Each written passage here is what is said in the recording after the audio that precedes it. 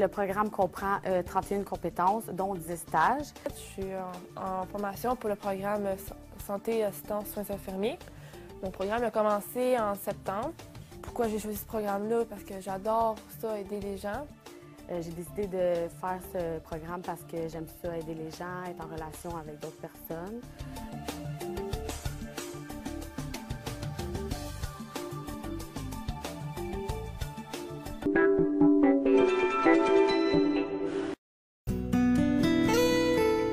Comme beaucoup de patients, vous allez bénéficier d'une anesthésie loco-régionale. Regardons comment ça se passe. On va utiliser des anesthésiques locaux pour endormir uniquement le bras concerné par l'acte chirurgical. Donc pour ce faire, on utilise des produits d'anesthésie qu'on va injecter à proximité des nerfs qui transmettent l'influx nerveux depuis la périphérie vers le cerveau. Et il n'y a pas de transmission de la douleur depuis l'endroit où le chirurgien opère jusqu'au cerveau.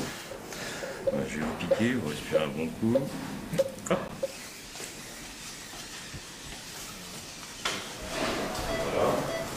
Vous voyez qu'en salle d'opération, on monitore en permanence, on surveille en permanence les paramètres que sont la pression artérielle, la fréquence cardiaque et la saturation en oxygène. Je vais vous demander si vous sentez le froid. Là, vous sentez le froid? Oui. Il y a plusieurs sensations, le toucher, le mouillé et le froid. Vous sentez le froid? D'accord.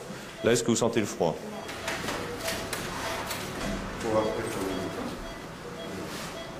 Ça va?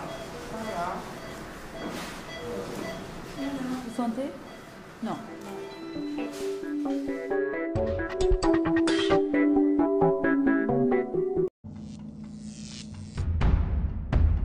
La santé mentale est un concept moderne.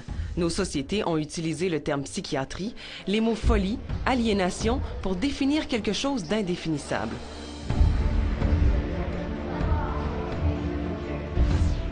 Des techniques, qualifiées aujourd'hui d'archaïques, étaient utilisées pour maîtriser le patient atteint de problèmes de santé mentale.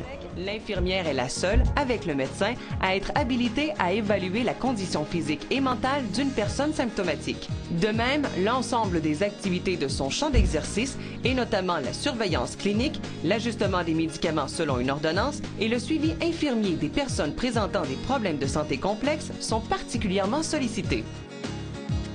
Le domaine des soins et services en santé mentale lui offre donc un environnement de pratique favorable et disposé à l'exercice des nouvelles compétences d'évaluation en soins infirmiers, des nouvelles approches thérapeutiques, du leadership infirmier, d'une collaboration interprofessionnelle et des approches interdisciplinaires.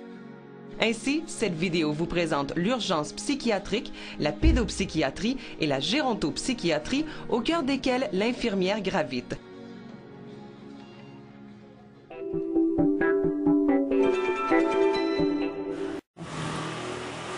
J'exerce le métier de sage-femme en salle d'accouchement depuis 3 ans et demi maintenant. Nous, on fait des accouchements physiologiques, ce qui est le cas de 80% des accouchements quand même. Dès qu'il y a une pathologie qui nécessiterait une intervention médicale, effectivement, on appelle le médecin. Dans le travail de sage-femme, c'est très important de travailler en cohésion, en solidarité avec les autres collègues, dans tous les services, mais en salle d'accouchement particulièrement. Avec ma main, d'accord. L'idée, c'est d'essayer de pousser en continu le plus longtemps possible et pas par à-coups. Sinon, le bébé, il avance, circule, ce qu'on ne veut pas. Comme ceci, voilà. De tirer sur vos jambes, mais vos jambes doivent rester molles. Hein, vous ne devez pas mettre de pression sur les jambes. Vous les attrapez, les coudes comme ça, la tête en avant et vous poussez comme ça. Ok? Et vous poussez fort en bas. Allez-y, de toutes vos forces. Magnifique ce que vous faites. Vous continuez comme ça, super. Encore. Allez-y, reprenez de l'air. Elle est presque là. Tendez vos bras. Regardez, venez l'attraper. Venez l'attraper. Hop là. Oh bah dis donc, tiens, on entend tout de suite ta voix. 9h05, bonjour Evelyne. On a un souci d'associer le papa, c'est sûr, c'est important de ne pas l'oublier. Et puis au moment de l'accouchement, c'est aussi important de préserver l'intimité de la patiente et de faire en sorte que le papa ne voit pas ce qui pourrait être préjudiciable après la relation de couple. Comme elle vient passer.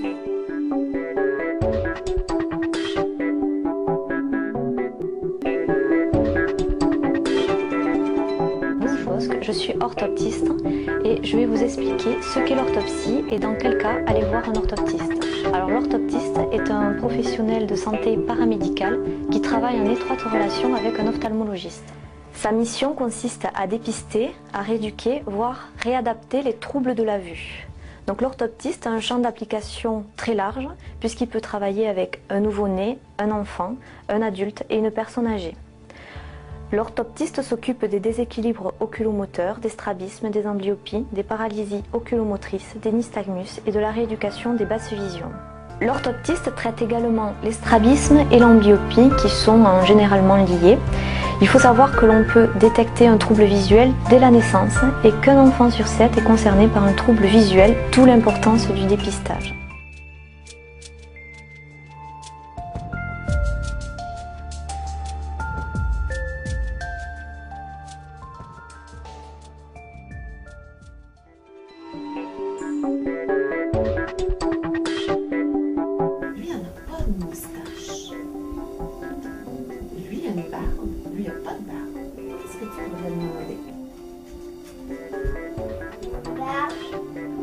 Question. Est-ce qu'il a une barbe? Oui, il a une barbe, Thierry. Est-ce que c'est Philippe? Ben oui, tu as trouvé son personnage, bravo.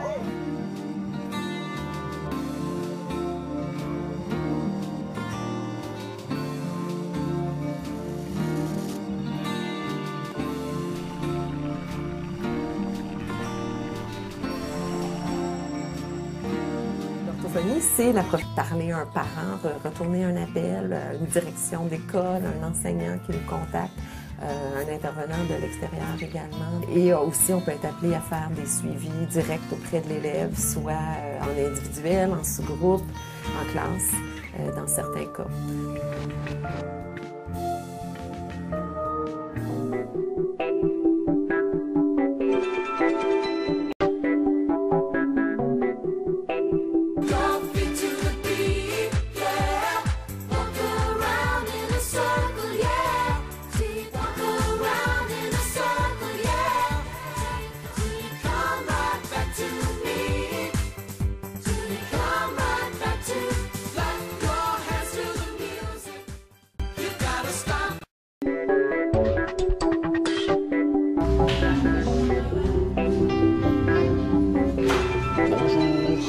Ça va?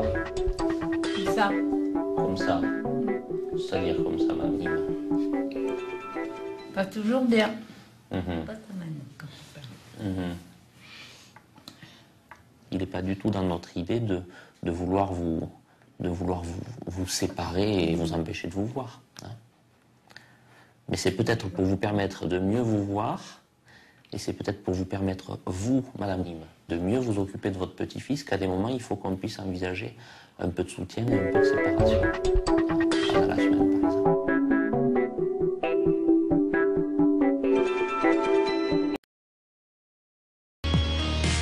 Préparatrice en pharmacie, Elodie est en quelque sorte le second du pharmacien. Je m'occupe des stocks, des commandes, des rendez-vous avec les représentants et puis après on a les mises en rayon pour avoir une valorisation du produit. Alors ça m'arrive effectivement de faire des pansements.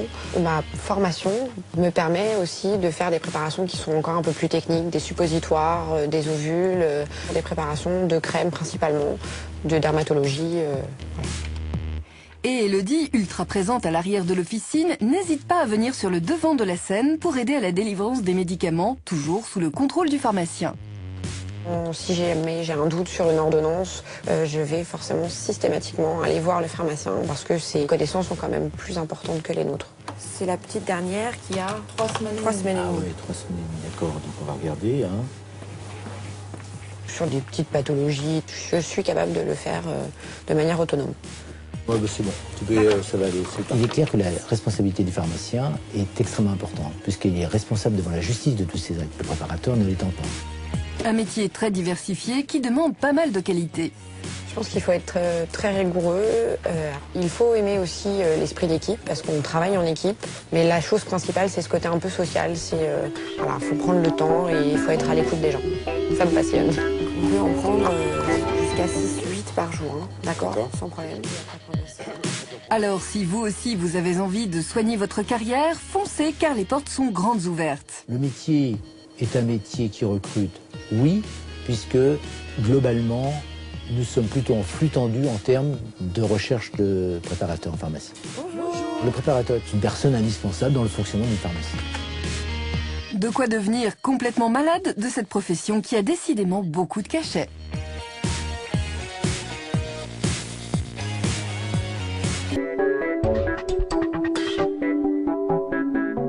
Médicale comme une technique pour visualiser l'intérieur du corps humain en utilisant plusieurs techniques dont je cite l'IRM, le scanner, l'angiographie, la radiologie conventionnelle.